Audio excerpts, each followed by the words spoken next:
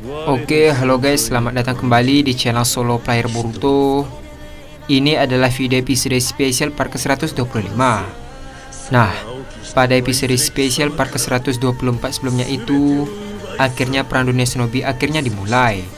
Mulai dari kebangkitan shinobi dengan Edo Tensei, pidato yang dilakukan oleh Gaara, dan Boruto yang memimpin unit investigasi. Tak hanya itu saja, kita juga diperlihatkan Dewa Otsutsuki Kairo dan juga Code yang masih hidup. Apa yang akan terjadi ke depannya?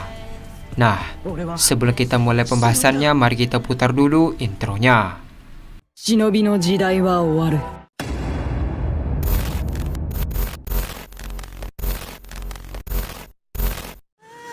Subete o ubai saru. Soshite jikaku sei. Adegan dimulai dengan memperlihatkan para aliansi shinobi yang bersemangat setelah mendengar pidato dari Gaara. Karena hal tersebut, semua orang mulai bersalaman dan memaafkan musuh mereka. Tak lama setelah itu, Boruto tiba-tiba berkata, "Maaf telah mengacaukan semangat kalian. Aku, Uzumaki Boruto dari desa Konoha. Aku adalah pemimpin dari unit investigasi." Mendengar perkataan Boruto, mendadak suasana pun menjadi hening. Adegan pun beralih ke dimensi tempat Dewa Otsutsuki Kairo. Terlihat Kairo sedang melihat pergerakan Boruto dari dimensi miliknya. Kairo berkata, "Apa kau ingin membalaskan dendammu?" Orang itu membalas, "Tentu saja. Aku tidak akan lupa dengan penghinaan yang dilakukannya padaku. Boruto dan Kawaki, mereka menggagalkan rencanaku."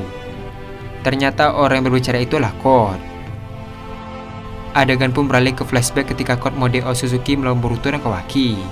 Terlihat Code terkena serangan Uzuiko tingkat maksimum yang dilakukan oleh Boruto. Sambil berteriak kesakitan, Code berkata, Tidak mungkin aku kalah dengan orang sepertinya.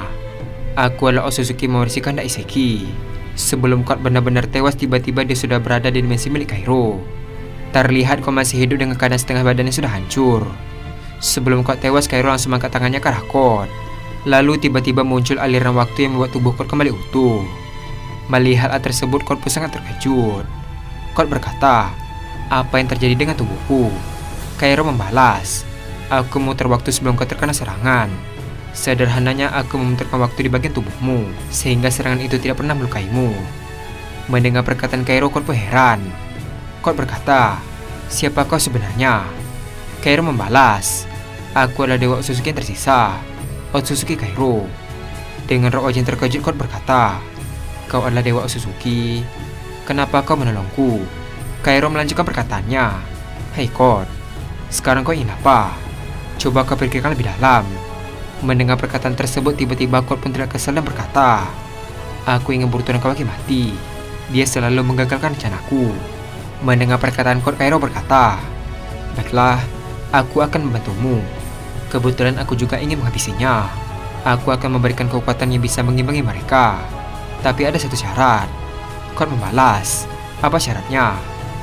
Kairo melanjutkan perkataannya, "Kau harus membantuku untuk mendapatkan buah cakra yang ada di bumi. Dengan itu aku bisa berevolusi menjadi dewa yang sempurna." Mendengar syarat dari Kairo, Code membalas, "Baiklah, aku setuju." Terlihat Code pun menatap ke bawah sambil berkata, "Tunggu pembalasanku Boruto." Adegan pun beralih ke masa sekarang. Code berkata, "Apa kita harus menyerang mereka sekarang?" Kairo membalas, "Tunggu waktu yang tepat." Adegan pun beralih ke salah satu Hyuga yang bersama Anko. Terlihat Hyuga itu menggunakan Byakugan untuk mengecek musuh. Hyuga itu berkata, "Mereka bergerak, dan jumlah mereka sangat banyak." Anko membalas, "Bergabunglah dengan pasukan utama dan informasikan ini pada mereka semua.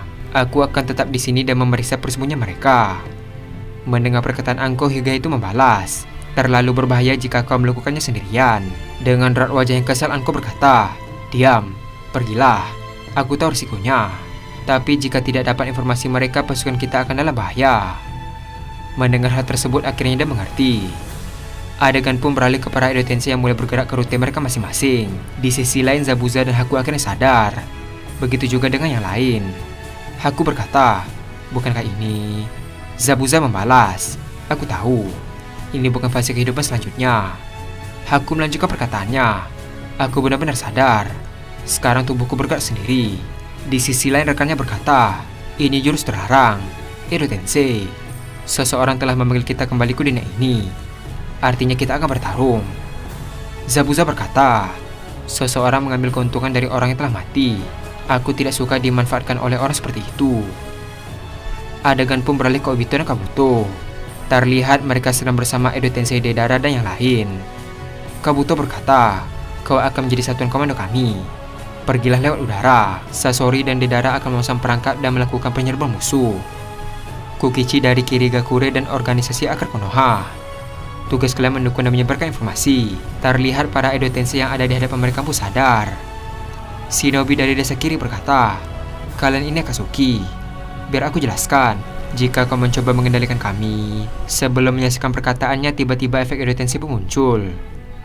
Terlihat dia pun tidak bisa bergerak. Sasori berkata, "Jika Akatsuki harus mengandalkan pengecut seperti itu untuk memerintah kami, mereka pasti dalam kesulitan. Bukan hanya itu. Yang mampu bertahan hanya Zetsu dan Tobi, orang yang telah menggantikanku." Di sisi lain, Deidara berkata, "Kau cukup kurang ajar untuk orang yang telah mati. Dan kau tetap bersikeras bahwa keindahan abadi adalah seni." Sambil menoleh ke arah Sasori, Deidara melanjutkan perkataannya, "Dan itu semua karena titik lemah yang ada di dadamu." Sasori membalas, "Deidara, kau ingin aku membunuhmu?" Deidara berkata kembali, "Aku sudah mati dan kau juga." Melihat tingkah mereka, Obito berkata, "Apa ini akan berguna?" Kabuto membalas, "Ada banyak Edo Tensei dan sangat sulit untuk mengendalikan mereka. Sekarang aku hanya berkonsentrasi pada mobilisasi. Pada akhirnya aku akan mengatur semuanya. Saat pertarungan dimulai, aku akan menghapus keberbedaan mereka dan mengubah mereka menjadi mesin pembunuh. Tidak perlu khawatir. Tentu saja, itu tergantung karakteristik mereka. Terkadang akan lebih baik jika tidak mengubah mereka. Membiarkan perasaan mereka seutuhnya akan menyebabkan gejolak bagi musuh. Kita akan memanfaatkan hal itu."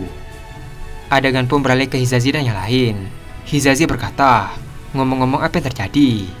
Dan membalas, "Kita telah dibangkitkan oleh jurus terlarang." Adegan pun beralih ke Kabuto kembali. Kabuto berkata, "Bukankah kau membawa 2 Zetsu?" Obito membalas, "Aku punya 100.000 Zetsu putih yang berjalan di bawah tanah. Pasukan besar seperti itu hanya menarik perhatian."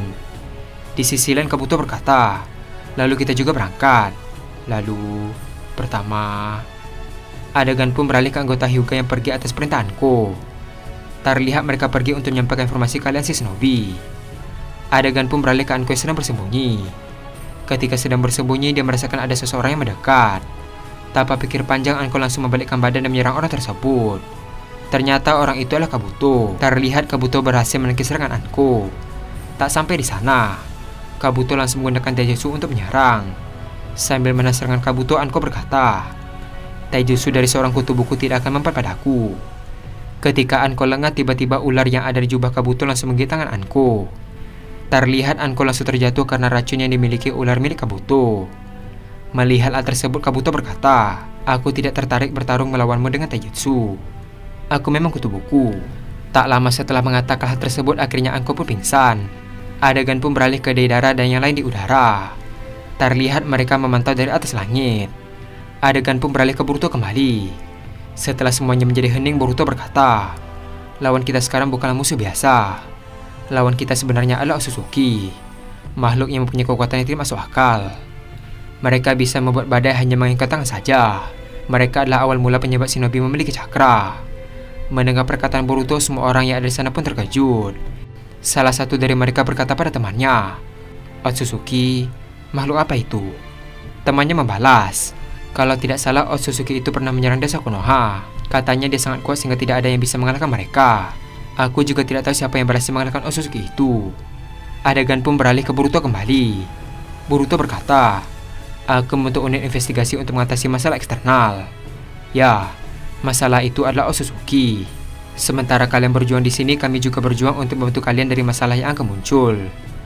Setelah mengatakan hal tersebut, Boruto pun melayang di udara dan berkata, "Sekarang para Edo Tensei dari berbagai desa mulai bergerak. Mungkin kalian akan bertarung dengan kerabat kalian yang sudah mati." Mendengar hal tersebut, semua orang pun terkejut. Salah satu dari mereka berkata, "Dari mana dia tahu kalau musuh sudah mulai bergerak?" Dengan raut wajah serius, Boruto melanjutkan perkataannya, "Mungkin kalian bingung kenapa aku bisa mengerti pergerakan musuh. Itu karena aku sudah menyebarkan banyak kata di sekitar area ini. Melalui kata tersebut, aku bisa tahu apa yang sedang mereka lakukan. Maka dari itu, sudah saatnya kita menyerang mereka."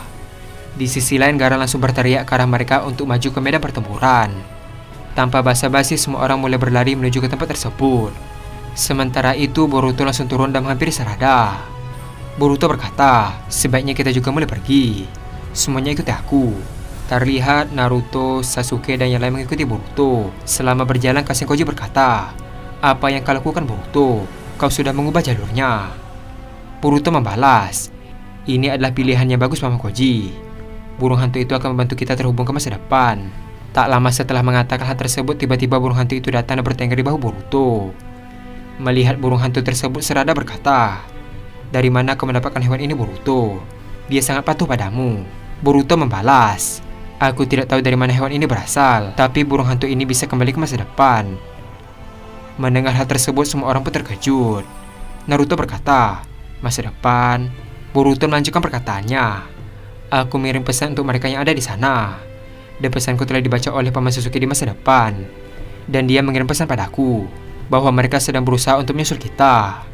Dan tugasku sekarang adalah berusaha untuk mengendalikan situasi ini. Di sisi lain, Naruto berkata, kau dari masa depan hebat juga, Sasuke. Mendengar hal tersebut, Sasuke pun hanya diam. Tak lama setelah itu, tiba-tiba Momoshiki berkata, Boruto, aku ingin mengatakan sesuatu yang penting. Mendengar perkataan Momoshiki, Boruto pun terkejut. Dan adegan pun habis sampai di sini. Akhirnya para Edo Tensei mulai bergerak. Tak hanya itu saja, para shinobi juga melakukan hal yang sama. Sementara itu, Momoshiki tiba-tiba buka suara. Apa yang akan terjadi ke depannya? Nah, untuk mengetahui hal tersebut, kita akan melanjutkannya kembali pada episode spesial part ke-126. Terima kasih telah menonton video ini sampai habis. Sampai jumpa pada video berikutnya.